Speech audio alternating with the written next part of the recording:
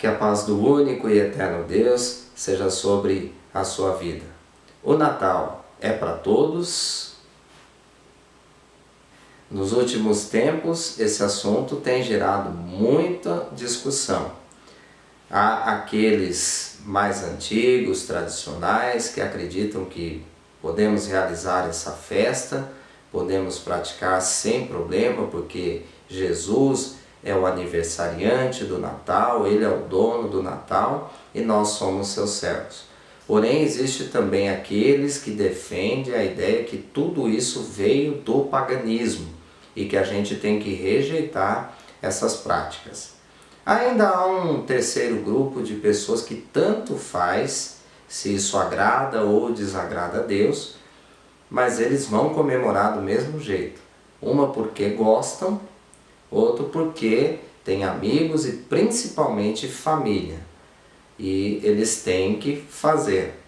Então nós vamos conversar. Esse vídeo aqui é uma contribuição para você entender a história do Natal. E aí no final desse vídeo você vai ter a resposta se o Natal é para todos. Sim ou não? Vamos lá para o vídeo então, em nome de Jesus. A história do Natal começa com um personagem bíblico chamado de Nimrod. Nós conhecemos como Nimrod. Esse personagem bíblico ele está no livro de Gênesis, no capítulo 10. Ele veio da linhagem de Cã, um dos filhos de Noé. Ele veio dessa genealogia, seu pai Cuxi. E ele então, a Bíblia diz que ele foi um poderoso caçador diante do Senhor, diante do nosso Deus. E diz que ele edificou algumas cidades muito importantes, por exemplo, na terra de Sinear. Sinear, antigamente Babilônia, então dali veio os babilônios, vieram também os caldeus. Ele edificou a Assíria, que foi um poderoso império, cuja capital Nínive, ele edificou Nínive. Então realmente ele foi um homem assim importantíssimo. Porém, o que a Bíblia fala, a história que a Bíblia conta dele, é exatamente essa. E ponto final. Temos um livro que a Bíblia ela indica, ela atesta o que esse livro fala, que é o livro dos justos, conhecido também como livro de Jassar, livro de Iaxé. E o que tem de bom nesse livro? Esse livro ele conta as histórias bíblicas do Antigo Testamento com mais detalhes, com muito mais detalhes. Então ele complementa alguns porquês que nós temos quando nós lemos algumas histórias. Este livro não é apócrifo, ele é não canônico, ou seja, não foi colocado na Bíblia, embora haja uma discussão teológica de que ele deveria estar. A verdade é que se você nunca lê esse livro, não vai te fazer assim falta na questão espiritual. Mas se você ler, te trará mais conhecimento. E o que esse livro então fala sobre Nimrod? Ele fala tudo o que a Bíblia diz, mas ele conta a história também de que Nimrod ele tinha a roupa de Adão. Você se lembra que quando Adão e Eva pecaram, eles foram expulsos do paraíso e Deus fez uma roupa para eles. Essa roupa foi passada de pai para filho, chegou até Noé, e aí o filho de Noé então foi lá e roubou essa roupa e chegou até Nimrod. Quando ele veste essa roupa, ele se sente poderoso e de fato ele se torna. Nesse livro conta que ele serviu ao Senhor durante muito tempo, mas como ele foi edificando cidades e povos, ele acabou se tornando um rei. E aí aquilo subiu para a cabeça e o orgulho o levou a se declarar como um Deus. Então foi isso que aconteceu com Nimrod. Ele realmente participou da Torre de Babel e outras coisas perversas. Ele foi muito perverso. Esse livro também fala que o filho dele, Mardon, foi pior do que ele. Mas fora isso, nós temos ainda a história paralela, que diz que Nimrod, ele casou com a própria mãe. Você está vendo a foto aí, a mãe dele se chamava Semiramis, e aí então ele casa com ela, eles têm um filho chamado de Tamuz. E agora então eu vou colocar uma foto ilustrativa de Nimrod, Semiramis e Tamuz. Olha bem para essa foto. Isso te diz alguma coisa? É o que você está pensando mesmo. É José, Maria e o menino Jesus, né? Aí no caso não é menino, aí Jesus já está grande. Mas eu quero já deixar claro para você, esse Jesus não é o nosso Jesus, o nosso Salvador, o nosso Messias. Eu estou contando a história para você ver aonde tudo vai chegar, como a Igreja Imperial montou isso, ok? Então, esse Jesus não é o nosso Jesus, embora pareça ser. Então tá aí a família, Nimrod, Semiramis e Tamuz. Esta família, ela também está em outros povos, em outros impérios. Por exemplo, os egípcios era o deus Osíris, ele se casou com Ísis e aí tiveram então o Horus. Também era comum entre os egípcios, entre os sumérios, a ideia, a história de que a virgem iria conceder um filho, ou conceber um filho de Deus, do próprio Deus. Então já se falava isso nessas religiões desses povos. Nós vemos também no Império Grego, temos Zeus, Afrodite e o filho Eros. No Império Romano nós temos Apolo, a deusa Vênus e também o filho deles que era o Cupido. O Cupido é aquele nenezinho, um anjinho, tem asa, mas ele está praticamente peladinho. E nós temos então, depois que a igreja do Império Romano foi formada, eu não estou falando da igreja de Atos, que foi formada primeiro por judeus e depois pelos gentios, os não judeus. Eu não estou falando dessa igreja, eu estou falando da igreja imperial do quarto século. A igreja que se separou dos judeus e que se tornou a religião oficial do Império Romano. Ela, então, criou José, Maria e o menino Jesus. José, o nome verdadeiro dele era Iosef. Maria, o nome verdadeiro dela, a Virgem Maria, o nome verdadeiro era Miriam. E Jesus, é claro, Yeshua. Porém, há uma discussão aí de que a gente não pode falar Jesus, tem que ser Yeshua, tem outros ainda que falam que é Yahushua. Olha, eu vou gravar um vídeo, fique atento, se inscreva no canal, ative o sininho para receber as suas notificações. Logo, logo eu vou falar sobre isso. Jesus, Yeshua, mas eu já vou adiantar para você, podemos falar Jesus sem problema. Então nós tivemos uma família montada em vários povos, em várias religiões. Eu não estou falando de todos os povos porque o vídeo vai ficar muito grande. Semiramis também ela era conhecida como Asherá, a deusa mãe da fertilidade. Ela era a deusa dos cananitas, do povo de Canaã, ou seja, veio de Nimrod também. Asherá, vamos ver algumas fotos. Olha aí uma estátua, né? Isso aí foi encontrado pela arqueologia.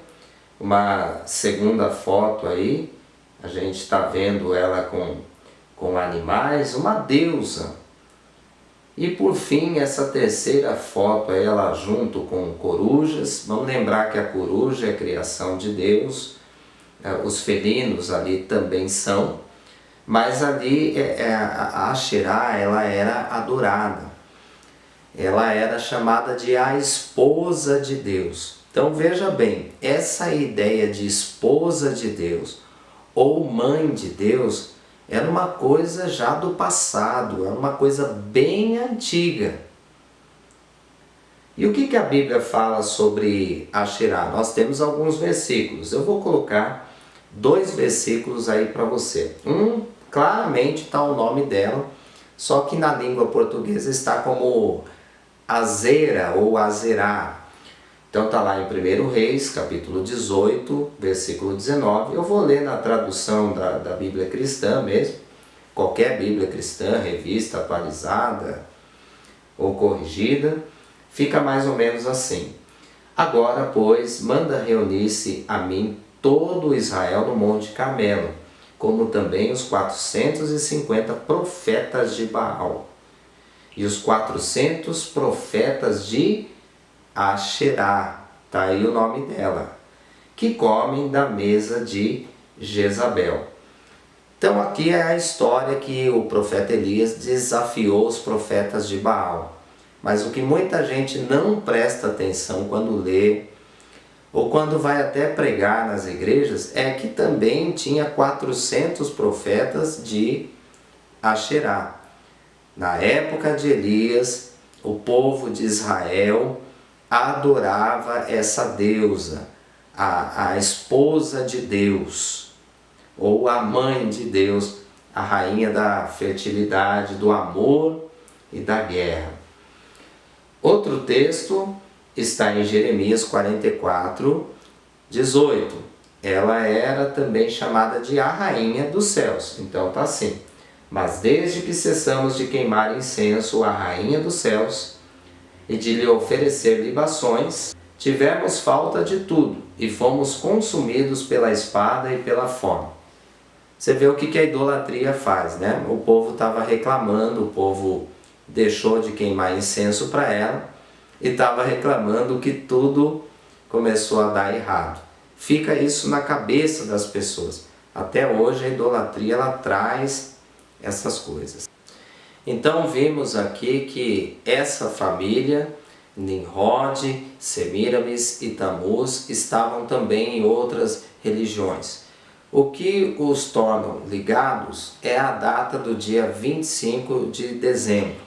Vamos lembrar que aqueles povos vieram, eles habitavam no hemisfério norte. Então no hemisfério norte, esse período, essa data de 25 de dezembro é inverno. E é inverno muito frio, é neve. E daí então eles faziam rituais. Eu vou falar um pouco mais para frente sobre esses rituais. Mas essa data é uma data de comemoração, era aniversário do Nimrod, pois aniversário da morte do Nimrod também. Vamos ver os deuses que fazem aniversário nessa data. Olha aí para a tela.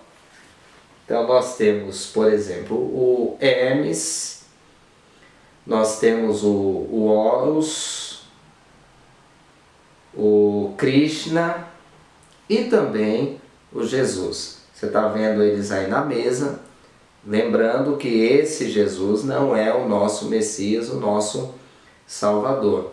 É o Jesus que foi então criado para o Império Romano, para a Igreja Imperial. Nós temos mais alguns deuses que não foram colocados aí, mas esse é o suficiente para você saber que essas datas, essa data, melhor dizendo, de 25 de dezembro, é data de aniversário desses deuses e alguns é uma homenagem especial.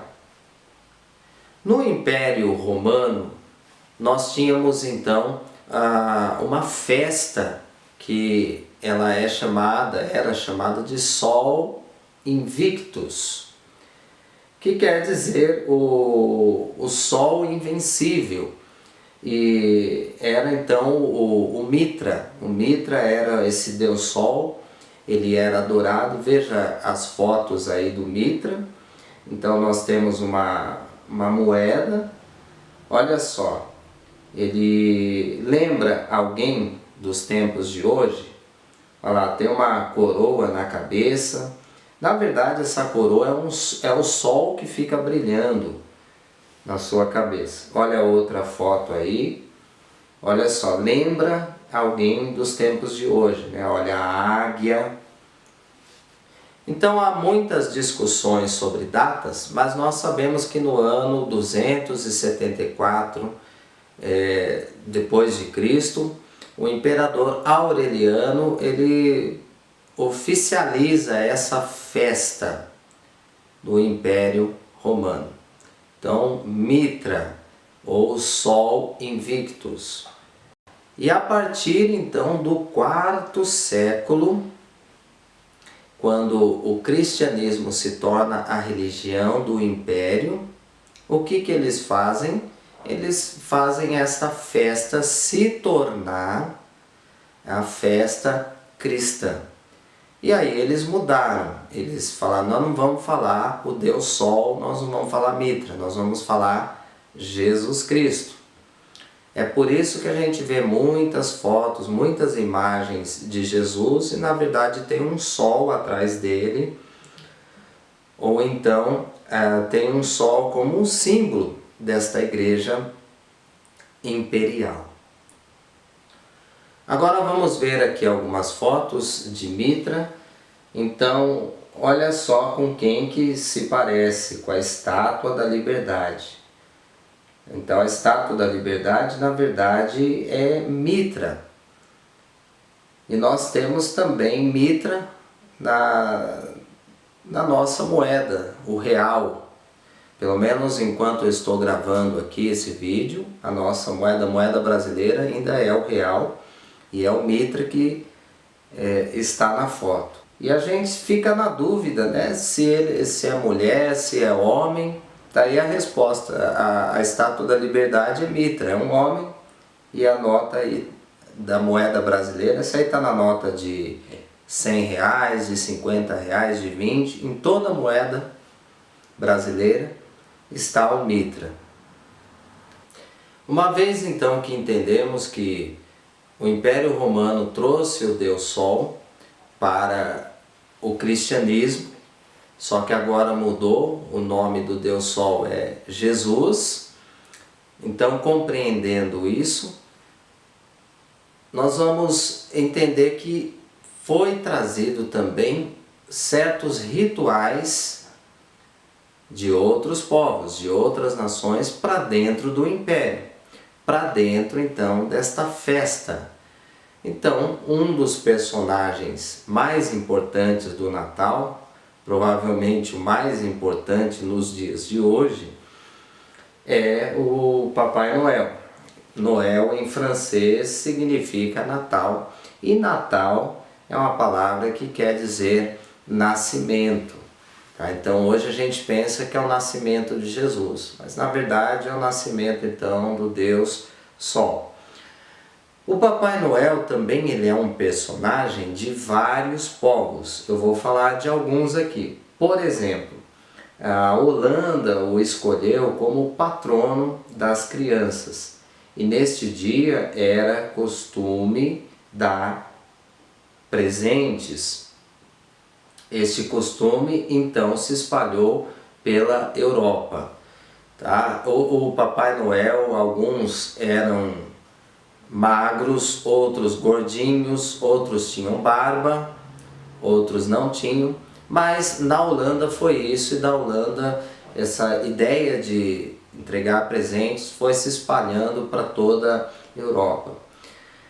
Nós temos também os vikings. Para os vikings era uma festa realizada no dia 25 de dezembro, onde um jovem, para passar a fase adulta e se tornar homem, ele ia à caça do urso branco. Então assim, os vikings, né,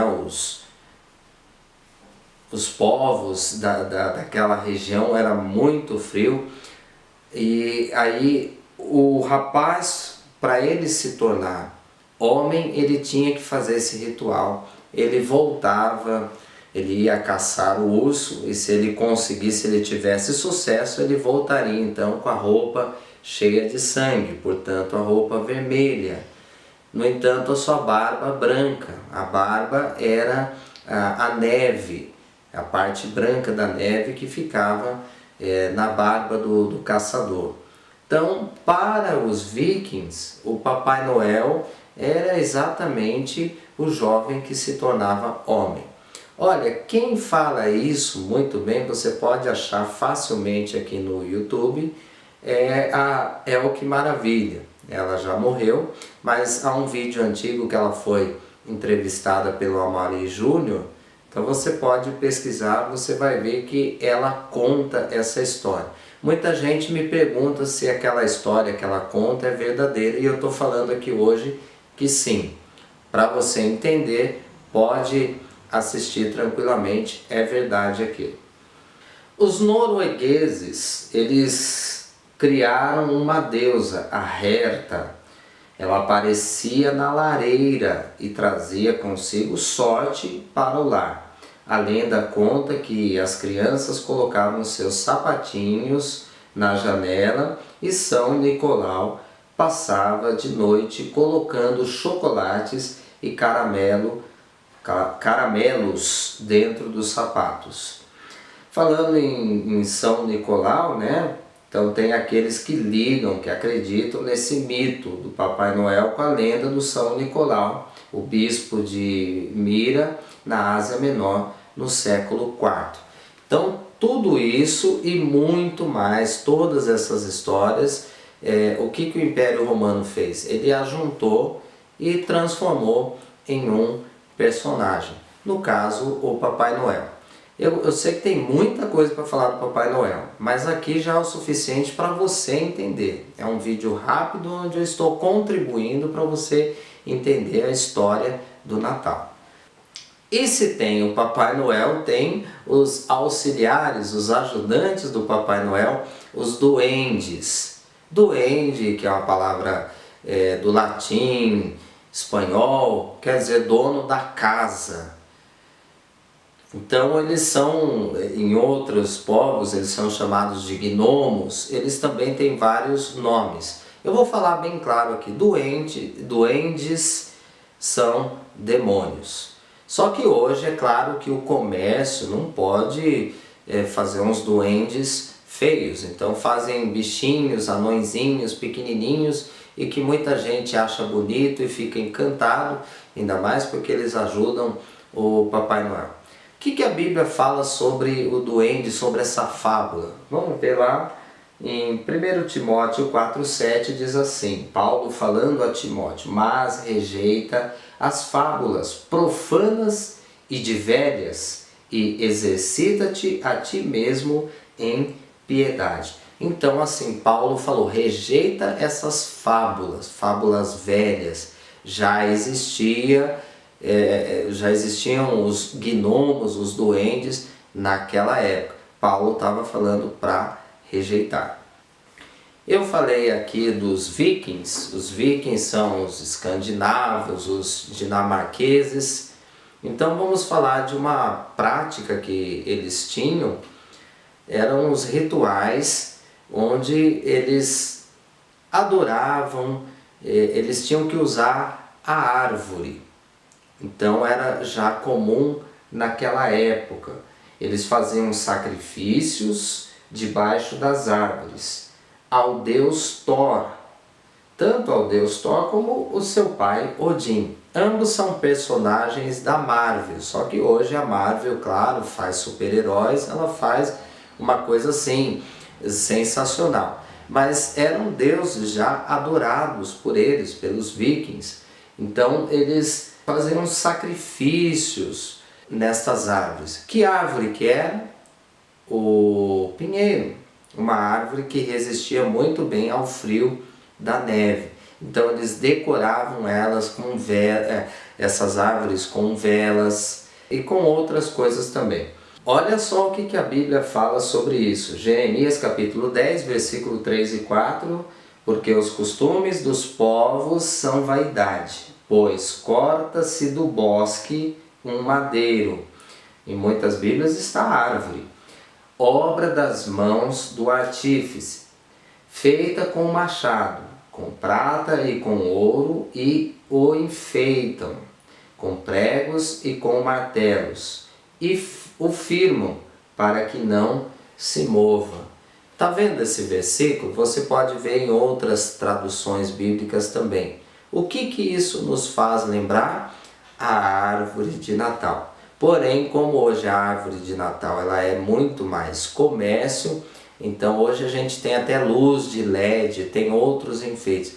Mas naquela época já tinha enfeites preciosos, tinha até ouro, prata e ouro que eles colocavam na árvore.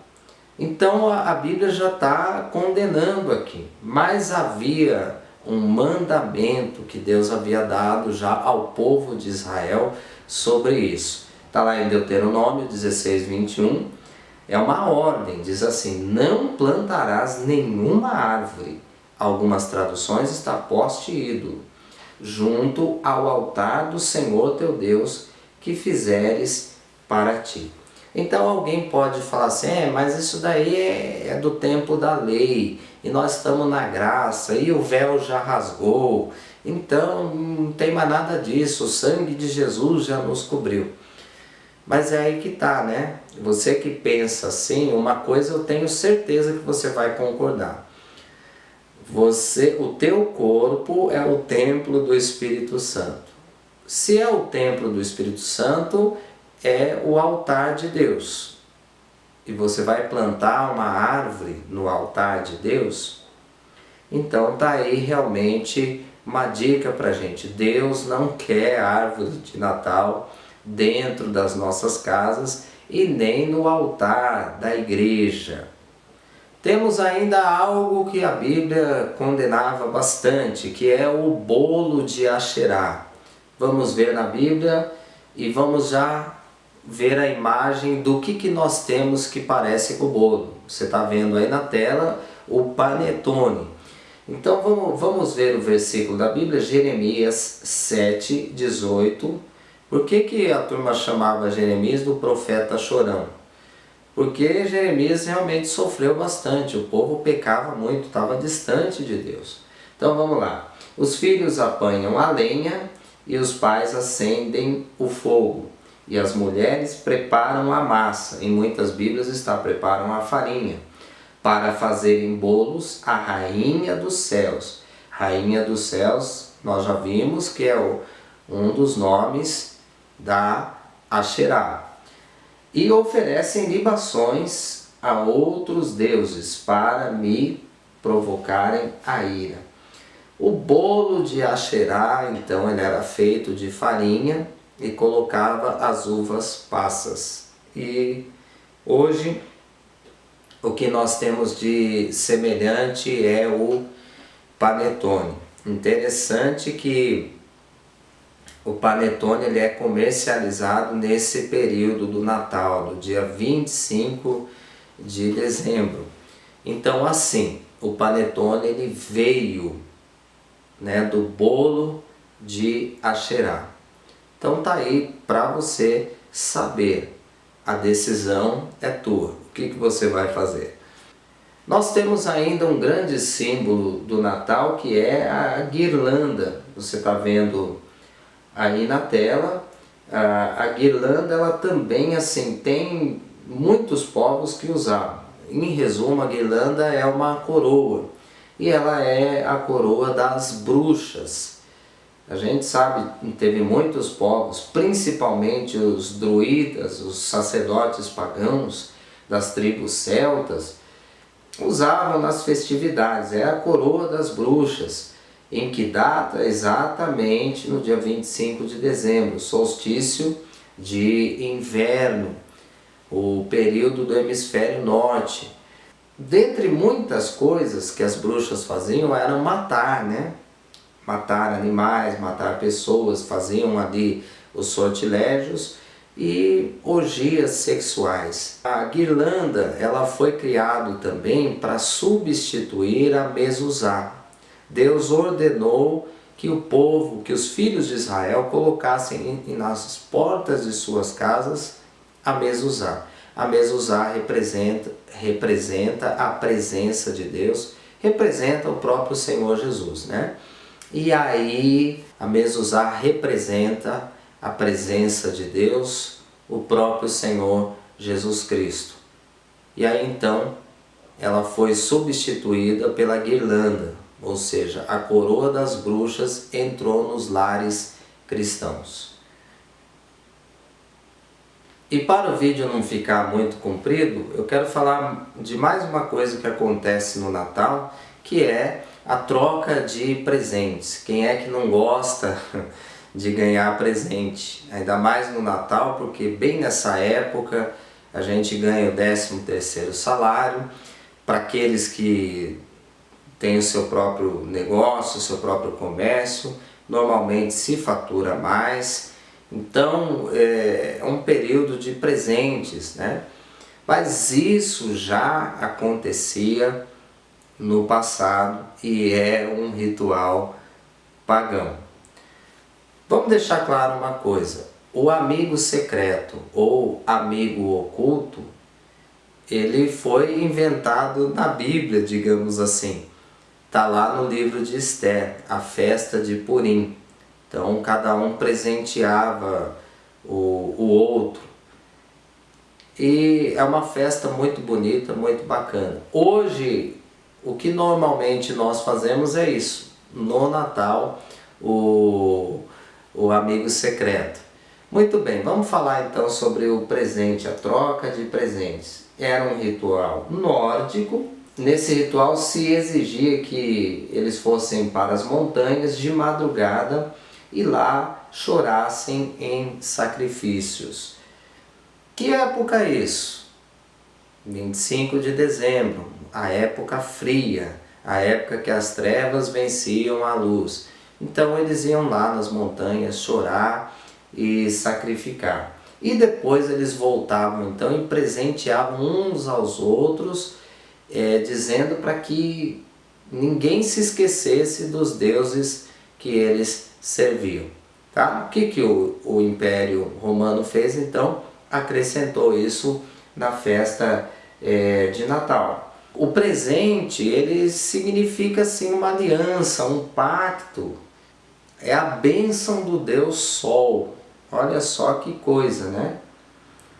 E é lógico que hoje para o comércio isso é uma arma para se ganhar dinheiro. Mas o princípio disso, desses presentes, era realmente a bênção do Deus Sol. Primeiro eles iam se lamentar e depois eles iriam então ao Deus Sol. Então, concluindo esse vídeo, eu vou te dar a resposta. O Natal é para todos?